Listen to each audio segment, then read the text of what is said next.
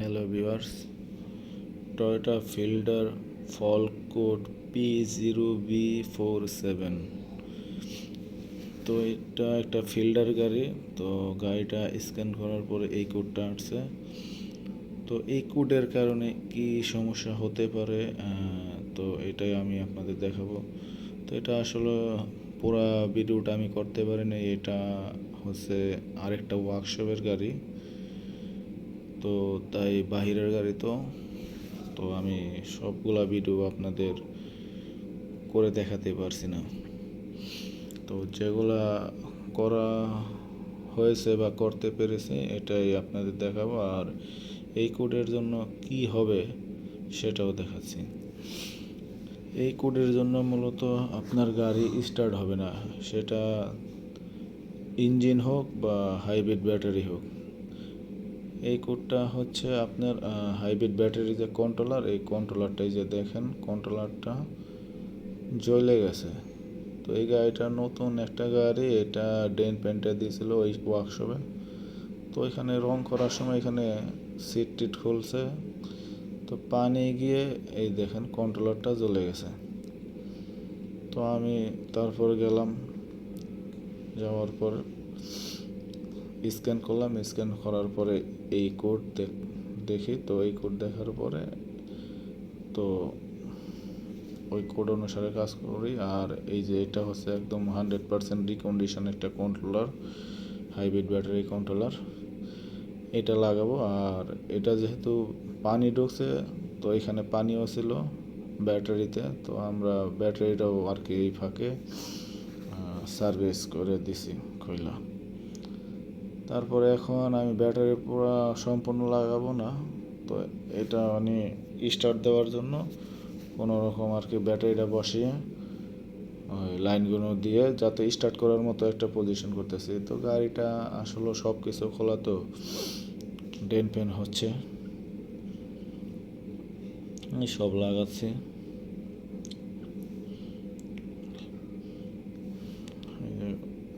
Hybrid battery service plug, এটা আমরা অনেকে ব্যাটারি কার্ট ওয়ার্ডও বলে থাকি, এটার নাম হচ্ছে সার্ভিস প্লাগ।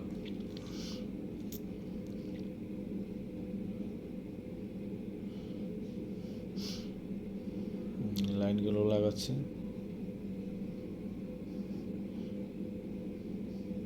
তো আপনারা দেখেন আসলে কি হয়, একটা একটা করে করছে, সবগুলো লাগাচ্ছি। এরপরে হাইব্রিড ব্যাটারি যে কুলিং ফ্যান, এটাও লাগাবো।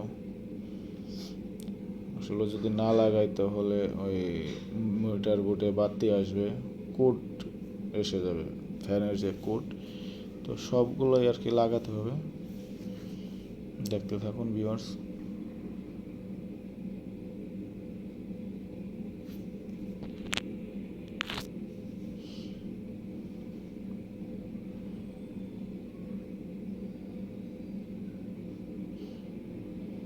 কুলিং ফ্যানের লাইন কানেক্ট করে দেওয়া হলো।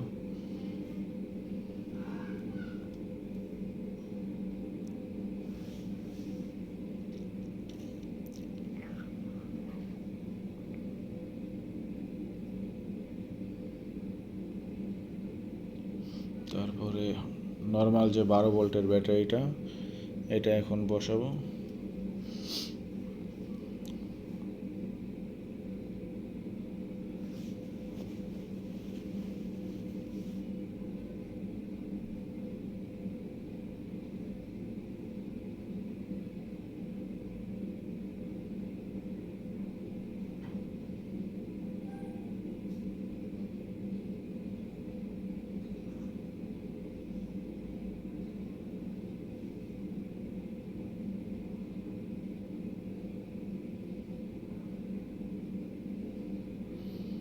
নেগেটিভ এবং পজিটিভের কানেকশন দেওয়া হয়ে গেছে, এখন জাস্ট শুধু নটটা টাইট দেব।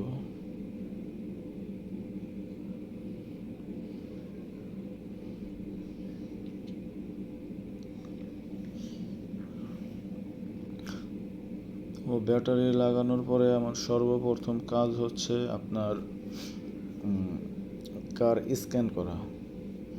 তো স্ক্যান করে এখন দেখব আর কোনো কোড আসছে কিনা। তো আসলে এই গাড়িটা মূলত বাইরে একটা ওয়ার্কশপে, তো তাই ফুল ভিডিওটা আমি আগে স্ক্যান করেছি যে কোডটা আসছে, তো এই ভিডিওটা আসলে করতে পারিনি, তো বাহিরের ওয়ার্কশপ। তো এখন আমি আবার আপনাদের দেখাচ্ছি এখন কি কোড আসছে।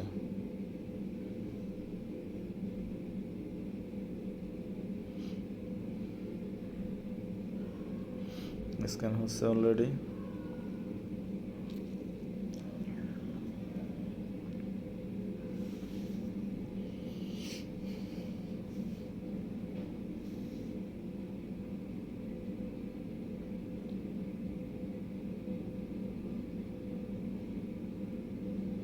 হেলথ রিপোর্টে যাচ্ছি, সুইচ দেওয়া স্টার্ট করি নাই, আগে স্ক্যান করব তারপরে।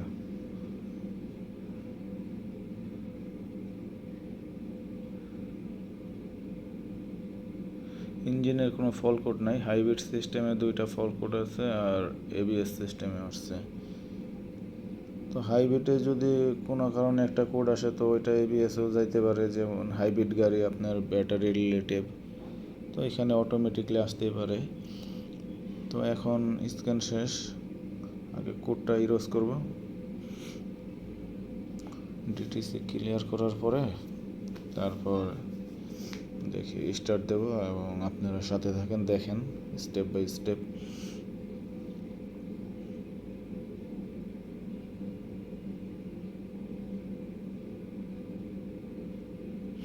এগুলা হচ্ছে আপনার ওই দরজা, ডোর টোর, এই মোটরের কোডগুলা। তো গাড়িটা ডেন পেন হচ্ছে, তো অনেক কিছু খোলা আছে, দরজার প্যাড পোর্ট অনেক কিছু। তো গাড়িটা স্টার্ট হচ্ছে, স্টার্ট দিয়েছি, স্টার্টে আছে এখন গাড়ি। চেক লাইট জ্বলে রয়েছে, এটাও আমরা দেখব কী কারণে চেক লাইট জ্বলে। ওই দেখেন রেডি। এখন স্ক্যান করবো আবার। ইঞ্জিনে কোনো কোড নাই, হাইব্রিড সিস্টেমে কোনো কোড নাই।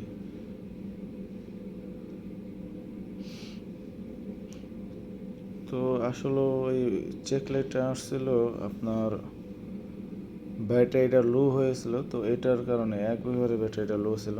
তো এটা মোটামুটি আমি 15-20 মিনিট স্টার্টে রাখছি। এখন ইঞ্জিনটাও আপনাদের দেখাবো স্টার্টে, যে এখন ইবি মোডে আছে, যে ইঞ্জিন স্টার্ট আছে, দেখতেই পারছেন ভিউয়ার্স।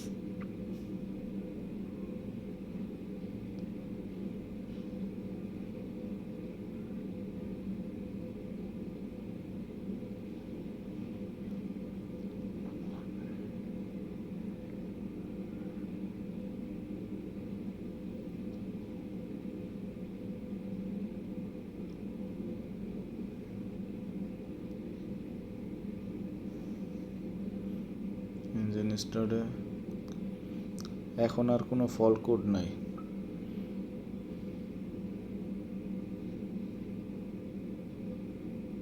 আবার একটু হেলথ রিপোর্টে ঢুকছি, দেখি হেলথ রিপোর্টে কোনো কোড আসে কিনা। দেখেন কোনো কোড নেই।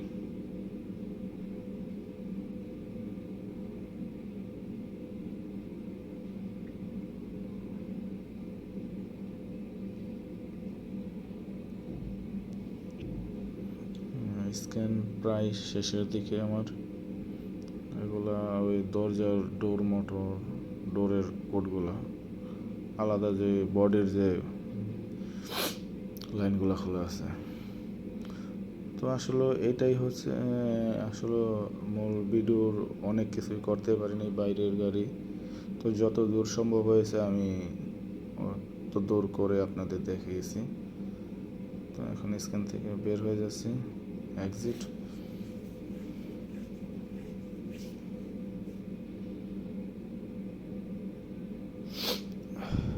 নো ট্রাভেল কোড, এখন বের হয়ে যাব। ও ডাটা লিস্টটা একটু দেখাই।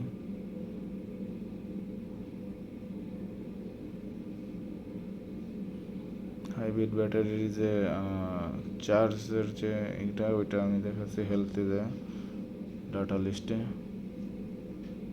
হ্যাঁ, দেখুন ভিউয়ার্স, ডাটা লিস্টে ব্যাটারির হেলথ খুবই ভালো। তো মূলত সমস্যা ছিল ওই ব্যাটারি কন্ট্রোলারে। ওকে ভিউয়ার্স, আজকের মতো এখানেই শেষ।